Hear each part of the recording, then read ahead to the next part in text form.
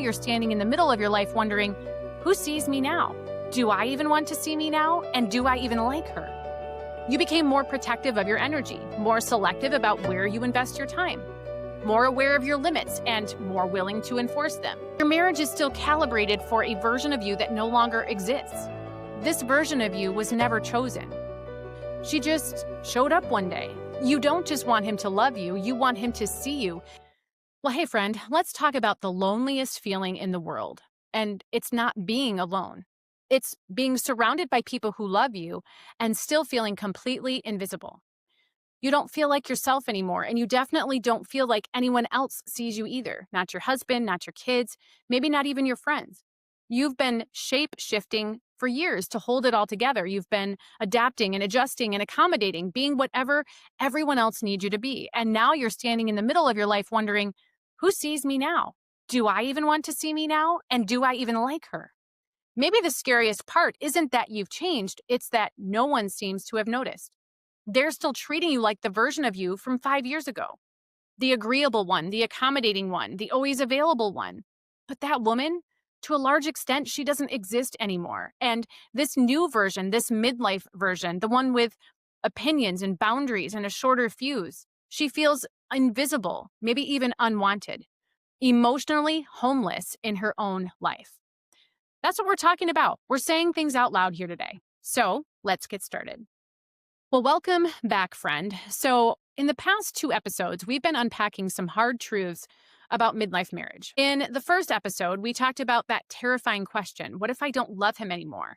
And we discovered that you didn't fall out of love, you just fell under the weight of everything that you've been carrying. In episode 2, we talked about why everything feels so wrong, even though he's still doing what he's always done, because the load evolved while the partnership didn't. And in this episode, we're going even deeper, because here's what I keep hearing from women. I don't think he sees me anymore. Not the real me. And honestly, I'm not even sure I see myself. And so today we're going to unpack why midlife women feel emotionally invisible, even in long-term marriages. We're going to talk about how the roles you've mastered became the identity that you can't escape. And we're going to talk about why emotional homelessness is the real crisis and what to do about it. And so by the end of this episode, you're going to understand why you feel so lost and why that feeling is actually the beginning of finding yourself again. So here's what happened in your marriage. Everything changed. You changed. And you adapted. You adapted to the financial stretch of older kids, college tuition that costs more than your first house, or car insurance that you can't believe is real. Adult children who needed help getting started in a world that's harder than the one you entered. The emotional weight of teenagers and young adults, their anxiety that keeps you up at night, the heartbreak that you can't protect them from, their struggles with mental health and relationships, and finding their place in the world. Things you can't fix with a Band-Aid and a snack anymore. And then there's your changing body. Hormones that turned your internal thermostat into a broken furnace. Weight that won't budge no matter what you do. Energy that evaporates by noon, sleep patterns that leave you wired at 2 a.m. and exhausted at 2 p.m. And then there's your shifting mind, brain fog that keeps you forgetting words mid-sentence, shorter patience for things that used to roll off your back, a growing inability to tolerate chaos and noise and constant demands. Then there's your depleted bandwidth, less capacity for drama, less tolerance for surface-level conversations, less energy for managing everyone else's emotions while yours get ignored. You grew, you stretched, you evolved, and it wasn't because you wanted to, but because you had to. Life demanded it, and your body forced it, and your kids required it.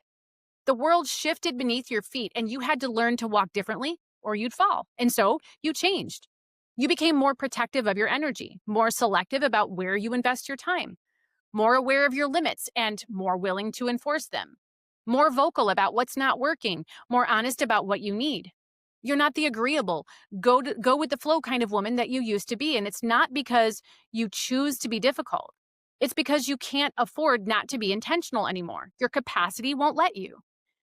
And your husband, he kept showing up in the same way he always has, with the same routines, the same contributions, the same emotional availability or lack thereof. Same jokes, same assumptions, same blind spots. And it's not that he's being cruel or mean in any of this, but it's because he didn't have to change. You absorbed all of these changes for him. You kept them inside, and you compensated, and you adjusted, and you made it all work.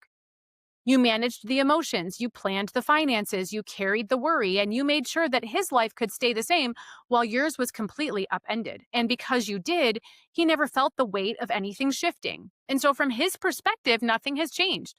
Life does look the same. The marriage looks the same. You look the same to some extent. In his eyes, he still sees the woman he married, but you look completely different to yourself, and you feel completely different. You feel like a stranger in your own skin sometimes, and this creates a painful, invisible gap. A gap in your marriage that widens every time he treats you like the old version of you. Every time he expects you to accommodate when you have no capacity left. Every time he's surprised that you're upset about something that never used to bother you. Your marriage is still calibrated for a version of you that no longer exists. A version of you who had more bandwidth to absorb everyone else's chaos. A version of you who said yes more easily because you had margin. Maybe you let things slide without resentment building. You could absorb noise and mess and constant demands without snapping. You were able to prioritize everyone else without losing yourself in the process, and you made peace with being invisible as long as everyone else was happy. But that version of you is gone. And this new version, the one that's standing here now, she has needs and boundaries and limits and a voice that she's finally learning to use. And she can't absorb everything anymore. Her nervous system won't let her. She won't stay quiet to keep the peace because the cost is too high. She doesn't have the capacity to pretend that everything's fine when it's actually screaming inside. But here's the problem. No one updated the operating system. And so your husband is still interacting with version 1.0 of you, and you're running version 2.0 or maybe version 3.0. And the mismatch is making you feel crazy because he thinks he's doing everything right. He's being consistent and reliable, the same he's always been. And you're wondering why it doesn't feel like love anymore.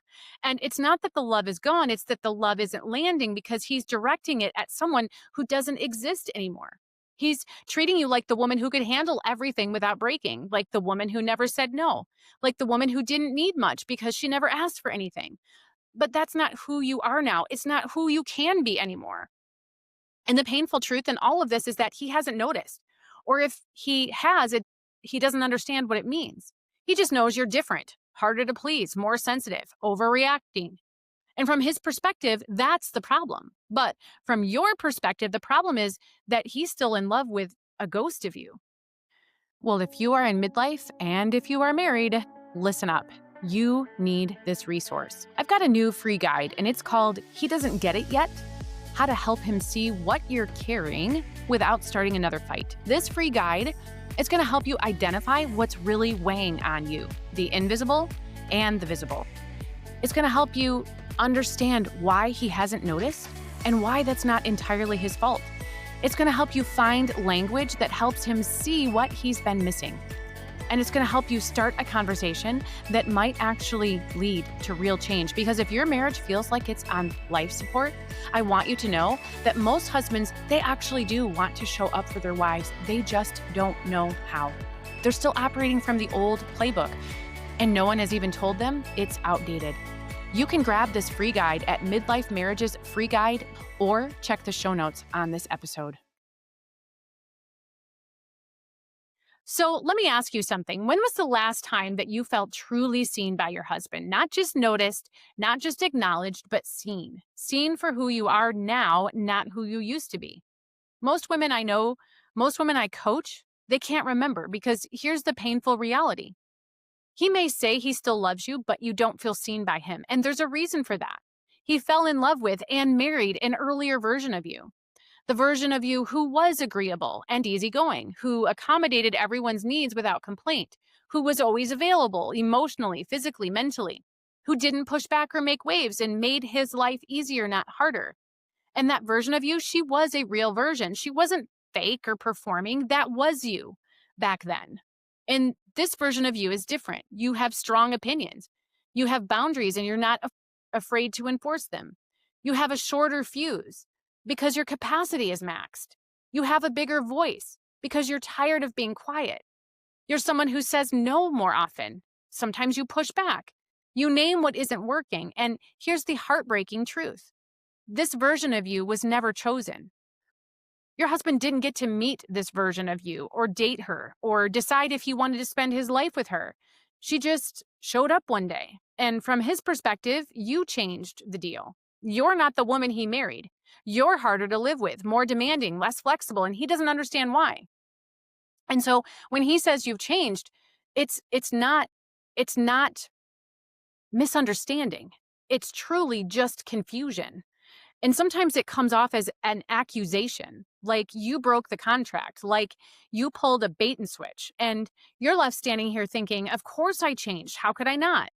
Life changed. My body changed. Everything changed. And you're mad at me for staying exactly who I was at 30?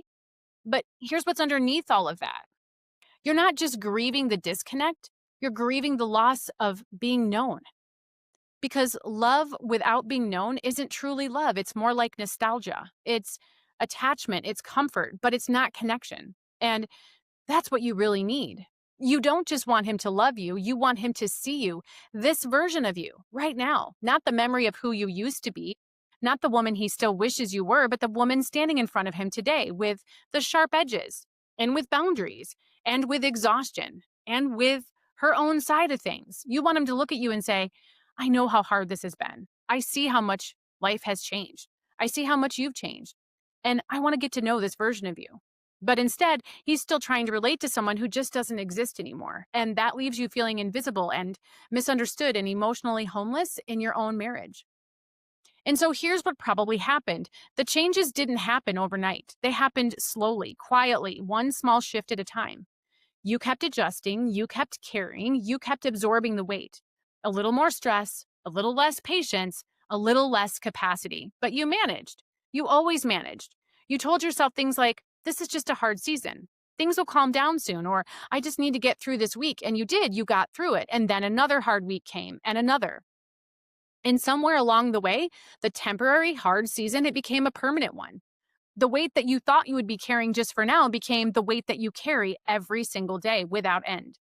And the version of yourself who could handle it all, she slowly disappeared, but you didn't notice right away because you were too busy surviving to look in the mirror until suddenly you couldn't miss it anymore. Maybe it was a Tuesday afternoon. Maybe it was in the middle of an argument about nothing. Maybe it was lying in bed at 2 a.m., staring at the ceiling fan, feeling completely alone. And something inside you just broke open. Not broke down, but broke open like a dam that's been holding back too much for too long. And finally, everything kept flooding out. The resentment, the exhaustion, the loneliness, the anger, the grief, it just wouldn't stop. And it came out all at once. And you thought, I can't keep doing this.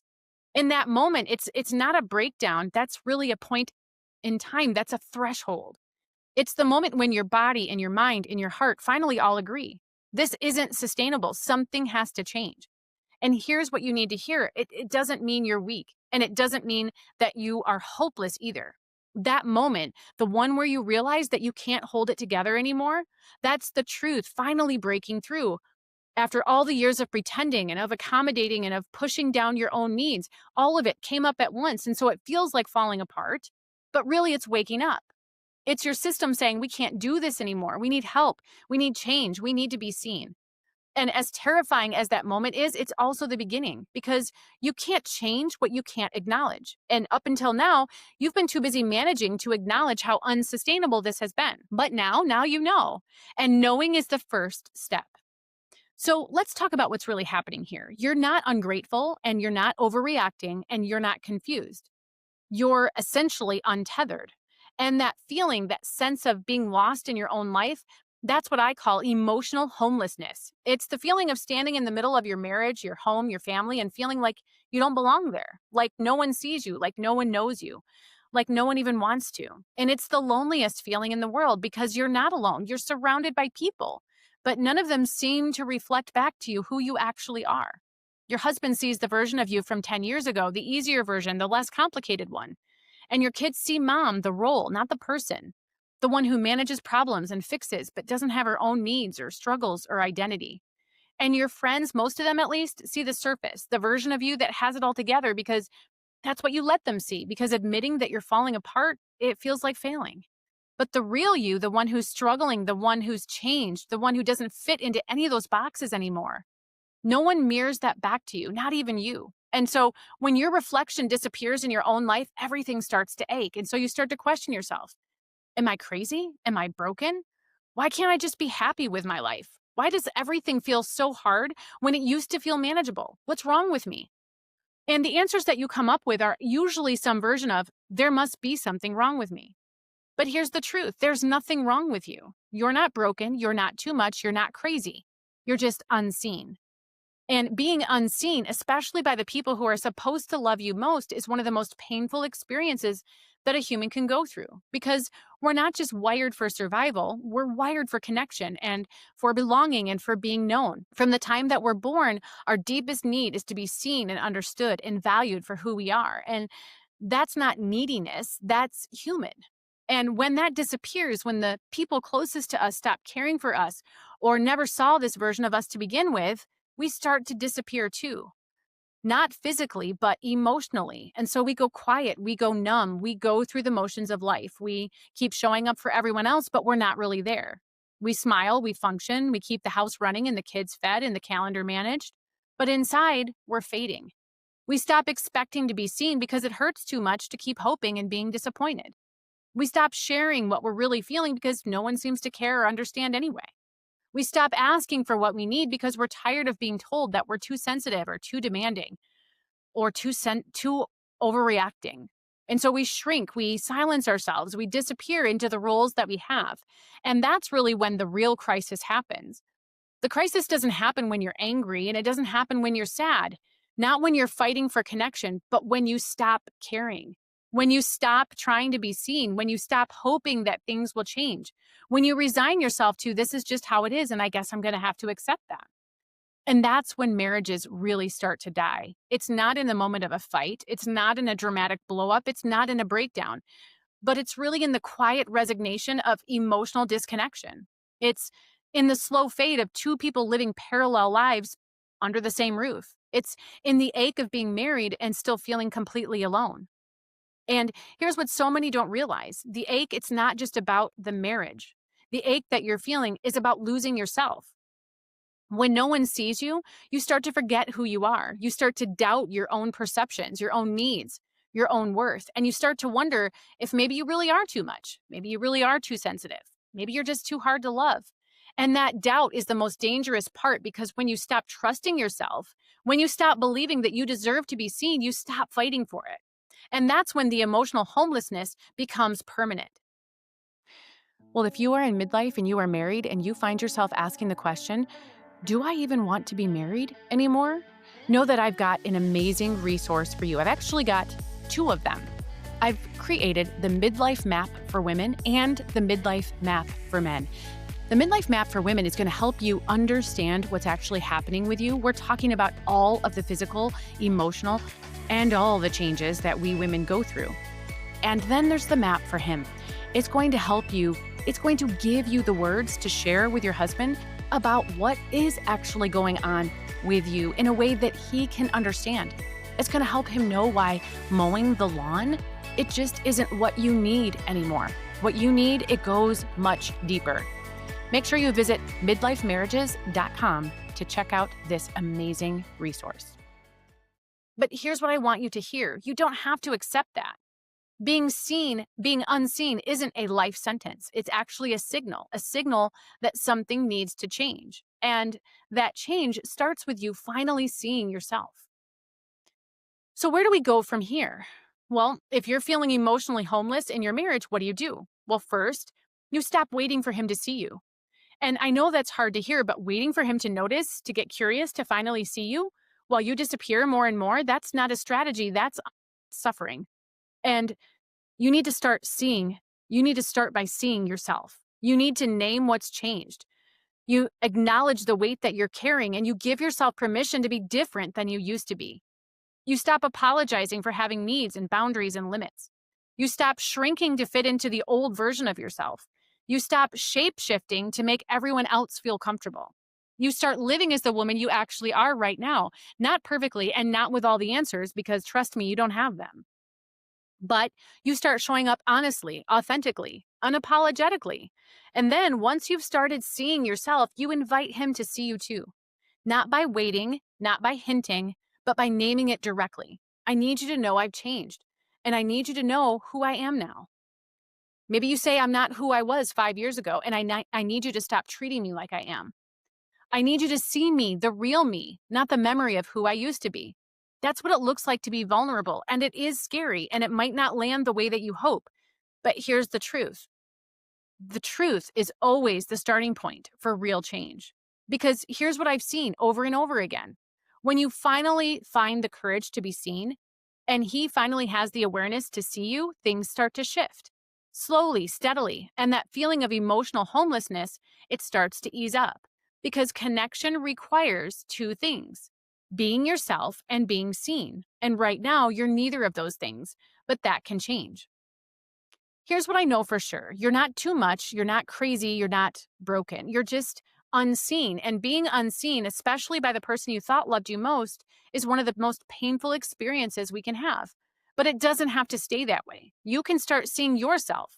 You can stop apologizing for who you've become, and you can invite him to finally meet the real you. And that starts with language, with being able to say, this is what's going on now. This is who I am now. This is what I need. This is what has to change. And that's exactly what the free guide, He Doesn't Get It Yet, is designed to help you do. It's going to help you name what's changed in you and in your life. It's going to help you understand why he hasn't noticed. It's going to help you find language that helps him see you, the real you, and to start a conversation that might actually lead to reconnection. You can grab it at midlifemarriagesfreeguide.com or check the show notes below. If this episode resonated, know that it is just one of 10 episodes we are having, all surrounding the idea of marriage conversations that midlife besties are having but not saying out loud. So in the next episode, we're going to talk about I'm tired of being the one who holds it all together, and he doesn't even know I do. We're going to unpack the invisible load and why his help often makes you feel more alone. Until then, friend, give yourself permission to be seen, not as who you used to be, but as who you actually are, because that woman deserves to be known.